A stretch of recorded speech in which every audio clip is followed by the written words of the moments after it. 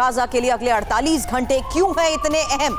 सबसे बड़ी खबर, आईडीएफ ने गाजा को अब चारों तरफ से घेर लिया है और गाजा को आधा काट दिया गया है। गाजा शहर का घेराव जिस तरीके से किया गया है उसकी ग्राउंड रियलिटी तो आपके सामने होगी, लेकिन इस बीच 48 घंटों में आईडीएफ किस तरीके से गाजा को लेकर रणनीति बनाते हुए इसमें शामिल होने का ऐलान कर सकता है, इसको लेकर सबसे बड़ी खबर है। क्योंकि गाजा शहर के घेराव में इंपॉर्टेंट यह है कि अगले 48 घंटे किस तरीके से गाजा के लिए अहम हो जाते हैं, जहां समझना यह जरूरी है कि 48 घंटे में आईडीएफ गाजा शहर में प्रवेश कर लेगी। गाजा शहर को 48 घंटे में पूरी तरीके से कब्जे में क्या अब ले लिया जाएगा, यह महत्वपूर्ण सवाल है। क्योंकि इसी को देखते हुए आईडीएफ जिस स्ट्रैटेजी को अपनाते हुए 48 घंटे का यह दावा कर रहा है, उस पर मैं मेरे सहयोगी मनीष से भी बातचीत करूंगी। आपको बता दें, आईडीएफ ने पूरे गाजा को 2 हिस्सों में बांटने की जो रणनीति अपनाई है, उसको देखते हुए जो फैसले लिए गए हैं, उसमें उत्तरी गाजा और दक्षिणी गाजा में इसे बांटने का जो फैसला हुआ है, ये आज के इस हालात में किस स्ट्रैटेजी के तहत आईडीएफ की तरफ से बड़ा दावा किया गया है। और इस बीच आपको यह भी बता देते हैं कि 48 घंटे में कैसे इजरायली सेना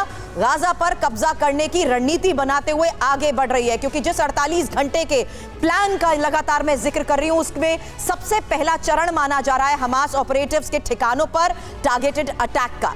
दूसरा इंपॉर्टेंट चरण होगा जहां हमास नेटवर्क को पूरी तरीके से ध्वस्त करने की बात कही जा रही है। उसमें तीसरा चरण होगा सुरंगों में घुसकर पूरी सप्लाई चेन को तोड़ने का। और चौथा चरण जहां स्थानीय लोगों को सुरक्षा का भरोसा भी दिया जाएगा। लेकिन क्या स्थानीय लोगों से इस भरोसे की उम्मीद की जा सकती है? मनीष, मैं आपके पास सबसे पहले आना चाहती हूं, क्योंकि जिस 48 घंटे की यहां पर लगातार बात कही जा रही है, उसमें यह हम देख चुके हैं कि स्ट्रैटेजी के तहत कैसे टारगेट अटैक्स हुए हैं। उसमें हम ये देख चुके हैं कि हमास के नेटवर्क को कैसे ध्वस्त किया गया है। लेकिन क्या सुरंगों तक पहुंचने में कामयाब हुए हैं? क्या सुरंगों में घुसकर सप्लाई चेन को तोड़ना संभव है? बिल्कुल, देखिए, सुरंग एक बड़ी पहेली बनकर सामने आया है आईडीएफ के। यहाँ तक कि आईडीएफ ने कतर हॉस्पिटल के सामने जिस जगह को सुरंग बताया था, बाद में वो फ्यूल टैंक निकल गया। तो निश्चित तौर पर अभी फिलहाल सबसे बड़ी चुनौती आईडीएफ के लिए यही है कि कैसे वो उन सुरंगों का खात्मा करे। वो कर भी रहे हैं, वो लगातार हवाई हमले के जरिए हो या फिर आर्टिलरी फायर के जरिए हो, उन तमाम जगह को ध्वस्त कर रहे हैं जहां से कि सुरंग इन या आउट या एंट्री और एग्जिट पॉइंट है। लेकिन इसके बावजूद जो टनल वॉरफेयर शुरू पहले जिस तरह से गाजा सिटी में उसकी मौजूदगी है, इस तरह से आईडीएफ ने सब जगह घेर रखा है। लेकिन इस बीच में आईडीएफ ने यह भी एक वीडियो रिलीज करके बताया कि सिविलियन भी नॉर्थ गाजा से साउथ गाजा की तरफ मूव कर रहे हैं। इसका उन्होंने एक ड्रोन वीडियो भी दिखाया है। तो स्थिति काफ़ी ज़्यादा क्रिटिकल होती जा रही है गाजा सिटी में, और इसीलिए हम लोग कह रहे हैं कि अगले 48 घंटे बेहद निर्णायक होंगे इस मायने में गाजा सिटी में कि क्या गाजा सिटी में की डिप्लॉयमेंट की बात तो हम कर रहे हैं। लेकिन मैं थोड़ा सा क्यूरियस हूं आपके पीछे की तस्वीरें देखने के लिए मनीष, क्योंकि मैं आपकी लोकेशन भी यहां पर जानना चाहती हूं और ये देखना भी जरूरी है कि इस वक्त के वहां पर ग्राउंड हालात क्या हैं। बिल्कुल अमित, आपको वो तस्वीरें भी दिखाएंगे। देखिए, अभी आपने सेदोरोत का जिक्र किया, गाजा बॉर्डर पर सबसे करीब का जगह है सेदोरोत, और हम इस वक्त सेदोरोत में मौजूद हैं। मेरे ठीक पीछे का जो हिस्सा है वो गाजा बॉर्डर का है। तो इस वक्त जो सेदोरोत में जिस तरह से आप देख रहे हैं कि ज़मीन बेहद समतल सी कर दी गई है, यही हालत उस पार यानी कि गाजा बॉर्डर के उस पार नॉर्थ गाजा के अमूमन ज़्यादातर इलाके हो चुके हैं। एक के बाद एक तमाम बिल्डिंग जो है वो ध्वस्त होती गई है।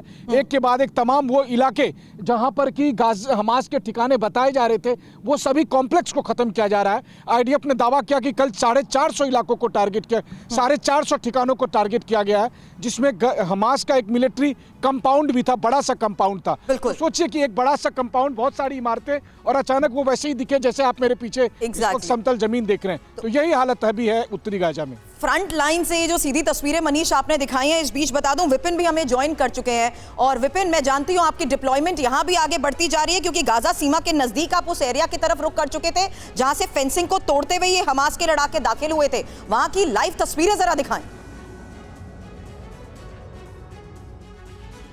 देखिए, हम उस एरिया में थे, लेकिन उसी समय आर्मी का व्हीकल आया और ये बताया कि ये आर्मी जोन है, हम आपको यहाँ शूट नहीं करने देंगे, इसलिए हमें थोड़ा आगे भेज दिया गया। अब आप इस बोर्ड को देखिए, इस बोर्ड में सेड्रोट और अश्कलोन, ये दोनों कितने इंपॉर्टेंट सेंटर्स हैं ये आप जानते हैं, और इसका अंदाजा भी लगाया जा सकता है। महज गाजा बॉर्डर से मैं 3 किलोमीटर की दूरी पर हूं, अश्कलोन से आगे हूं और सेड्रोट के बीच में हूं।